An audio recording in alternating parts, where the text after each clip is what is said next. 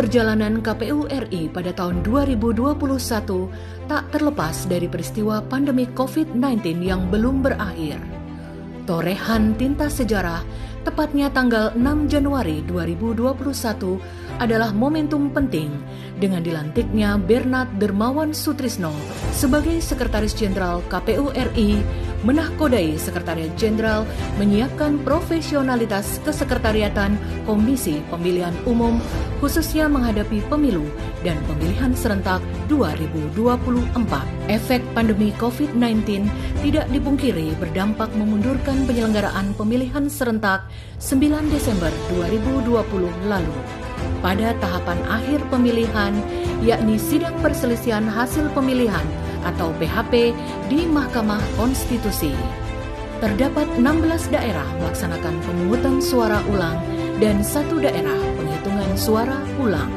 KPU bekerja sama dengan Kementerian Kesehatan dalam penanggulangan pandemi COVID-19, Kementerian Koperasi dan UKM dalam dukungan pemulihan ekonomi nasional, Badan Siber dan Sandi Negara terkait perlindungan informasi dan transaksi elektronik, dan Maskapai Garuda Indonesia tentang dukungan logistik guna menghadapi tahapan pemilu dan pemilihan serentak 2024, dan berbagai pemangku kepentingan lainnya.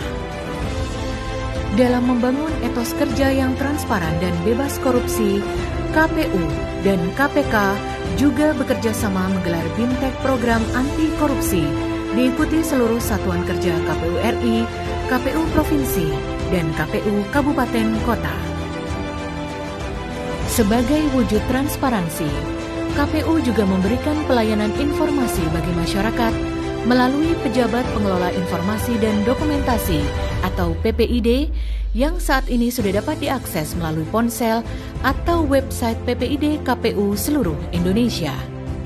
Selain itu, KPU juga menyerahkan data hasil perolehan suara pemilu 2019 kepada stakeholder terkait, Kemendagri, Bawaslu, DKPP, dan Arsip Nasional, serta partai politik peserta pemilu 2019.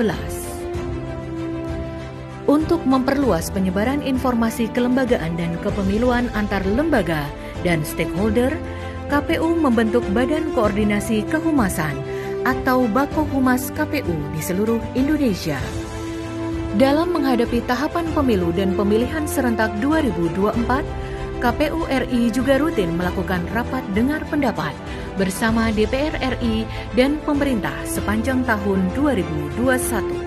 Tak hanya itu, guna memberikan pendidikan demokrasi yang menyeluruh kepada masyarakat, KPU telah meluncurkan program nasional Desa Peduli Pemilu dan Pemilihan pada 68 lokus desa di seluruh Indonesia sebagai pilot project yang ditujukan guna meningkatkan kuantitas dan kualitas partisipasi masyarakat pada pemilu dan pemilihan 2024 nanti. KPU juga telah merancang roadmap tahapan pengembangan dan penerapan teknologi informasi mulai tahun 2021 sampai 2024. Serta melakukan evaluasi pemilu 2019 dengan mendesain ulang surat suara dan formulir yang disederhanakan untuk mendapat masukan dari berbagai pihak atau stakeholder dalam memudahkan para pemilih di pemilu 2024 nanti.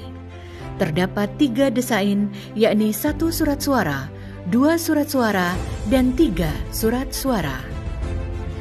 Sepanjang tahun 2021, sederet prestasi berhasil diraih KPU, mulai dari keberhasilan mendapat predikat wajar tanpa pengecualian atau WTP atas laporan keuangan KPU tahun 2020, juara 1 Lelang Awards kategori lelang non-eksekusi wajib, juara 2 BMN Awards kelompok 3 kategori utilisasi, juara 3 BKN Awards, serta terbaik 1 Jaringan Dokumentasi Informasi Hukum Nasional kategori lembaga non-struktural.